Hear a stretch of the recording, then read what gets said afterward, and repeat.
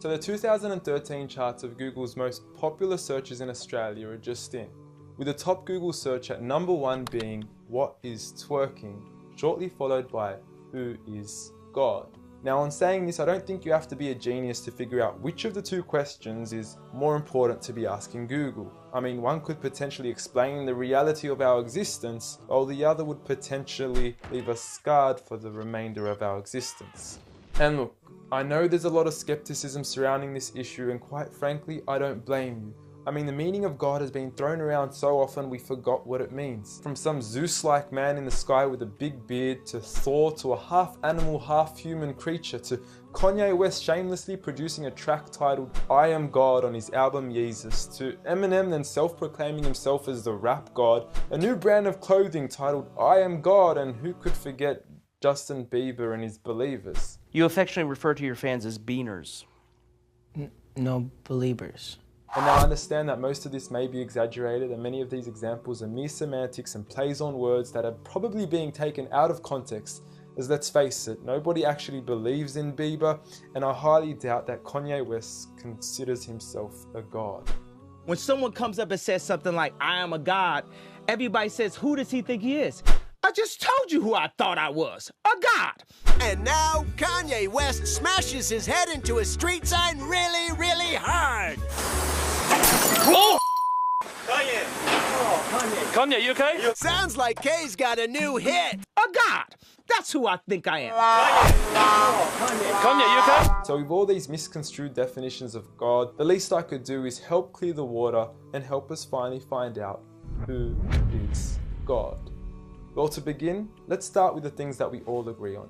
First and foremost, we're here. We just began and we exist. And like all things that begin to exist, they require a cause. Things don't just come out of nothing, and although at times we sometimes wish they would, they don't. If I told you that this glass sprang into existence, this glass made itself, you said Muhammad Ali's crazy. So in saying that, knowing the cause of us is crucial to understanding who God is. Although we are able to explain that we did have a beginning, as many leading cosmologists have affirmed, we are still left unanswered as to what was the cause of our beginning. And before you lash out saying, "Oh, but we can't see what happened before we began," or "you can't prove there was a creator," we say quite openly, neither can you disprove a creator. And by observing the reality of our world and our existence, its order, its structure, and the systems, I see no reason not to believe in a creator. But then one may ask, where did this creator come from? What was the cause of him? And it will go on forever and ever, which would most probably lead to us never have ever been created. So for God to exist, he must exist without a beginning, therefore not requiring a cause, making him eternal. He should also be transcendent from his creation and not bound by any of the realms he had created, whether it is time, space, or matter. For instance, when Steve Jobs makes an iPhone, he doesn't become the iPhone, he is separate. And of course, we could also argue that he is one. This makes the most sense, and it would also avoid any potential conflict between two disputing all-powerful gods with conflicting interests. But we still don't know which God is he. Are you Zeus? Are you Thor? Are you Yahweh? Well, if you agree with everything I've said up until now, you will realize that each of these gods don't fit into our established criteria of who God is. They are all created beings, they are not eternal, they have not created anything, they are dependent, and they require sleep, rest, oxygen, and food. So who is the one and only true God? I present to you a God who is one and only, eternal, exists without a beginning, who was uncreated, requiring no cause for himself, yet being the absolute cause and creator of everything else. Allah. A simple definition of God that is logical and rational. There is nothing like him, no man, no creature, nothing imaginable. He is the one who is perfect, although I don't like using the word perfect because our understanding of perfection would never encompass his true essence. He is in control of everything, whereby nothing can harm us unless he wills it. He is the all-knowing, the all-hearing, and unlike our friend Kanye, he is the all-seeing.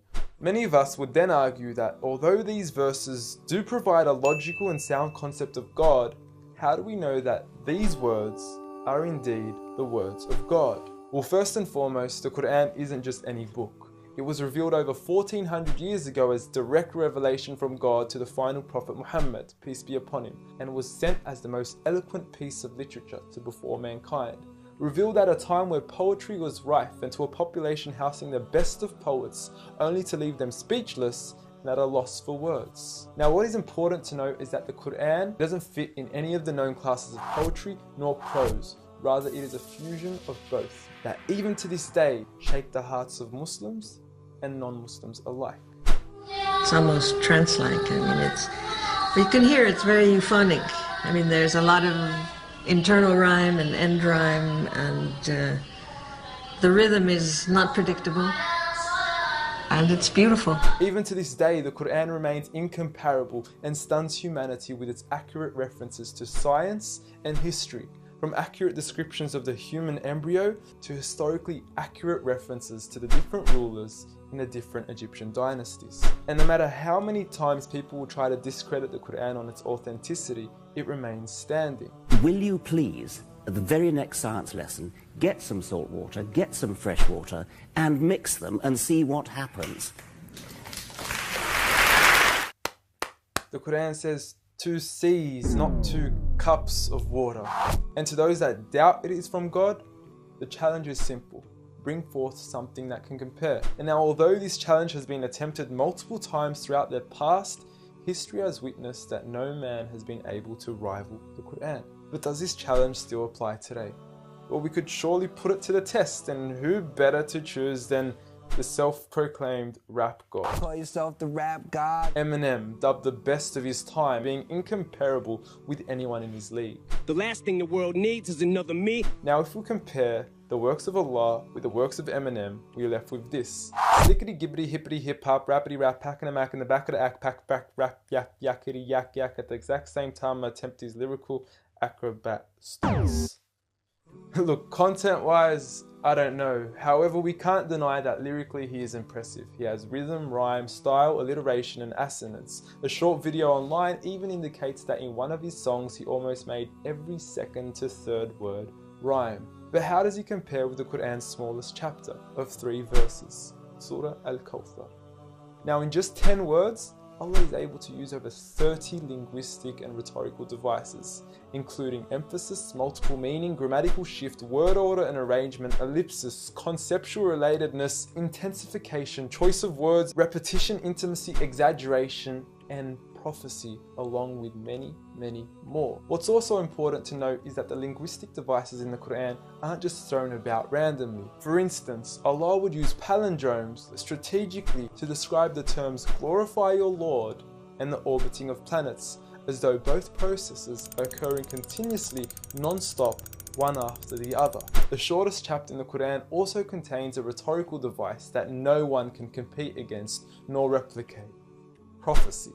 At the end of the first verse, Allah promises Muhammad, peace be upon him, that he would be given abundant good at a time when he was at one of the lowest points of his life, with a small amount of followers and low social status. He had even just lost his son, and his enemies were taunting him with cut-off lineage and progeny, yet Allah was promising him abundant good at this time. Such was the prophecy of the Quran, and we certainly indeed see its fulfillment today, with the Quran being the most recited, memorized and practiced book across the entire world, with over 1.6 billion followers today from all walks of life.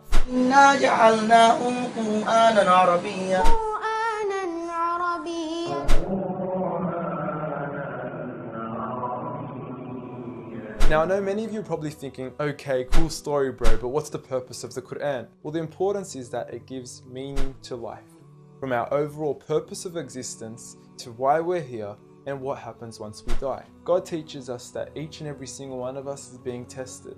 We weren't created for mere play, we were created with a purpose, and that is to be obedient to God and His rules. Those who believe, there is reward, and those that don't and are arrogant, there is a punishment. And look, I apologize for trying to squeeze all this into one small video, but I've given you everything you need to know who God is and why we are here. So read.